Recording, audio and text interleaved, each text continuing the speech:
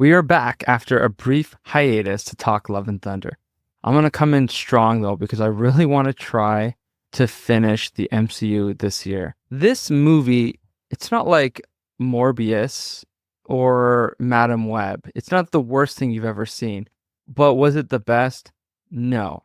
This episode we're going to do something a little different. I won't end off with the rankings like I usually do. Let's just be upfront with it. It's in last place. You don't need to do a build up to where it comes in. It's dead last. I just thought that Taika Waititi was given too much reign. He's a funny guy. He's a really creative guy, but he needs studio intervention. And I don't say that lightly because I think most of the time studio intervention is a bad thing. But with Ragnarok, leading into Love and Thunder, he was saying how he was surprised the studio was saying yes to everything. And I thought that was a good thing because Ragnarok is one of the best movies Marvel ever did. But with Love and Thunder, I came to realize that it was too much of a good thing. It was just silly. That's the best word to describe this movie. It's silly. Taika Waititi can do great things. Jojo Rabbit is one of my favorite movies. It's so good. But this just wasn't it, man. It just wasn't it. The jokes were funny. I guess the stakes were okay, but I don't know. You have Christian Bale as Gore the God Butcher. Do people realize how crazy Gore the God Butcher is in the comics? That dude is mental. Mental. He is one of the best Marvel villains I've ever read. And they had Christian Bale play him. That should have been money. But they made him silly. He was just this silly guy. He should have showed up at that place they were at where Hercules was and just murked a bunch of gods. Just anarchy and chaos. And then whole thing with the kids, and I don't know, it wasn't good. It was too silly. Gore should not have been a comedic character. He was quirky and he had some kind of goofiness to him. And that's a prime example of too much of a good thing. Let's look at the box office numbers. So it did really well at the box office, to be fair. On a budget of $250 million. Now, keep in mind, this movie came out, and I'm pulling up the date now. This movie came up in 2022, so it was 2 years ago the movie came out. On a budget of $250 million, Thor Love and Thunder did $760 million. That's over $500 million profit. By all metrics, the movie's a success financially. Now, I want to pull up the Rotten Tomatoes, which I haven't usually done, but this feels like an interesting movie to see what people thought about. So, critics gave it 63, users gave it 70. That's interesting. I would give it probably a 55, because there were some positives too. I like the coloring of it. When they were fighting him in the Shadow Realm, I thought that was really cool. Just the black and whiteness, is that even a word? Of the Shadow Realm, I thought was aesthetically really pleasing. I really enjoy the dynamic between Thor and Jane. I knew she was going to die of cancer before because I read some comics leading into it because I was so excited. The way they presented New Asgard, it was ridiculous too. Why would there be an ice cream shop themed in the Infinity Gauntlet? That makes no sense. What the hell? Do people not did Taika Waititi not remember what Thanos did to Asgard? He probably just didn't even look it up. Thanos murked 60% of them on the big boat at the end of Ragnarok. Destroyed them. Then he wipes out half of the civilization, and they think they think New Asgard would have an ice cream shop themed after him. Come on. That's ridiculous. You know what? I get so riled up.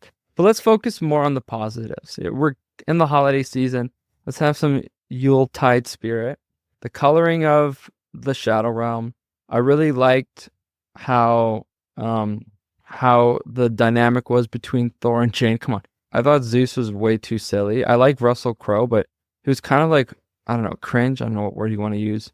I did like how they went there and saw all the gods. I thought that was a cool it was almost like in Star Wars when they have those big Senate meetings. That's what that felt like.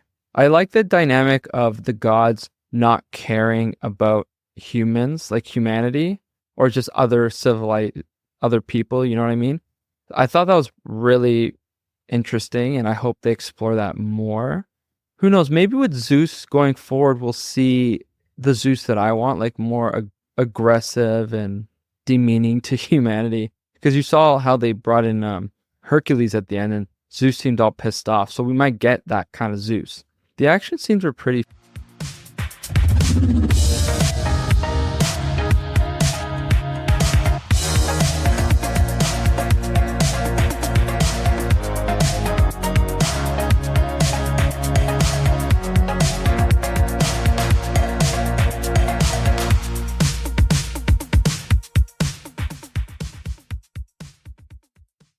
fun.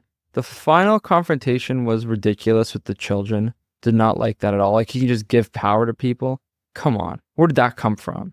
Come on, I'm just adding more negatives. I can find a positive. Right, Parker? Your daddy can find a positive? What's a positive about this film besides the two things I keep repeating?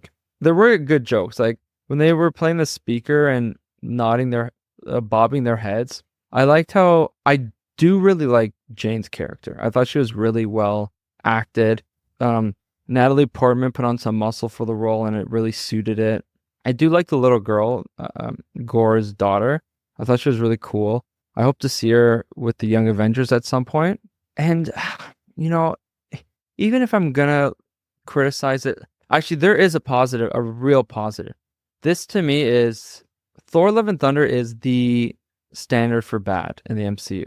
You could put maybe Captain Marvel with that too. Like, I like Captain Marvel, but maybe it's it's definitely better than Thor: Love and Thunder, but it creeps towards that level of quality, I would say. But even the MCU at its worst, I still found myself having fun.